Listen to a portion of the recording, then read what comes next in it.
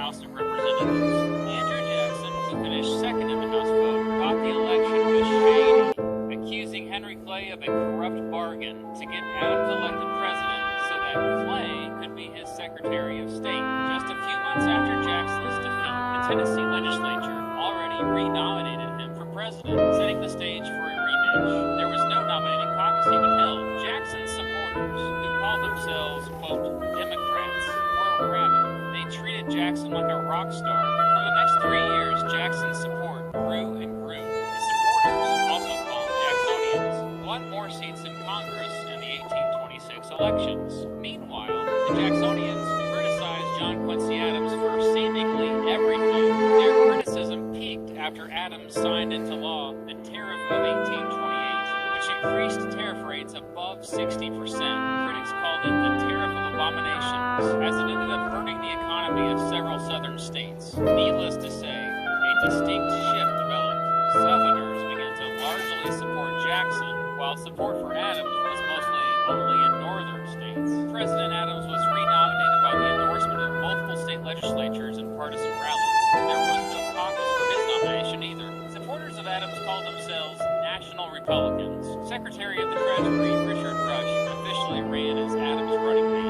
Wait, what the heck? Wasn't John Calhoun his vice president? Well, yes, but Calhoun had decided to run for re-election as Jackson's running mate. Interestingly enough, both campaigns were incredibly nasty.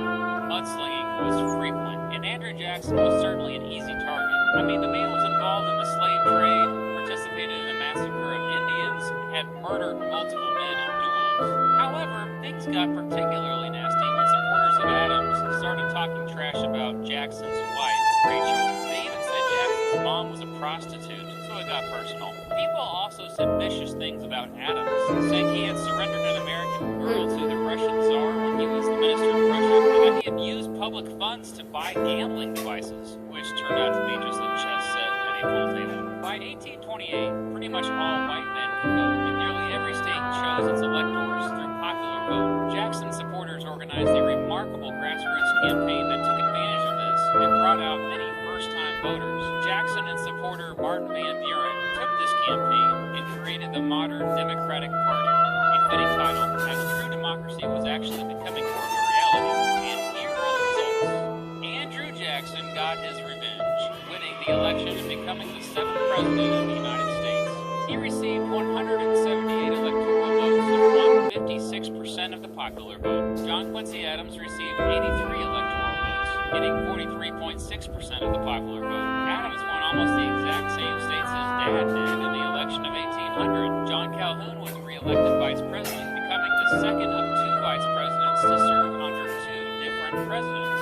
Jackson's election officially signaled a political movement toward a greater voice for the common man, known as Jacksonian democracy. Historians also call the election of 1828 the beginning of the second party system, as 2 new political parties, the Democratic Party and a new party called the Whig Party, would dominate American politics for the next 26 years. Tragically, Rachel Jackson became ill and died shortly after the election. She had been having chest pains throughout the campaign and was deeply upset by the personal attacks directed at her and her husband. After her death, Jackson accused the Adams campaign of causing her to die.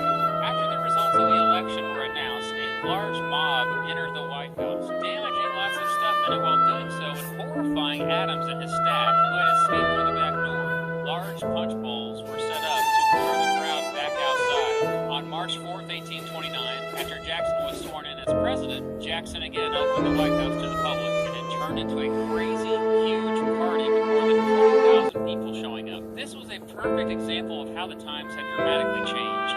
John Quincy Adams had represented the old status quo, the last of the aristocratic, elitist, and dignified of the presidents.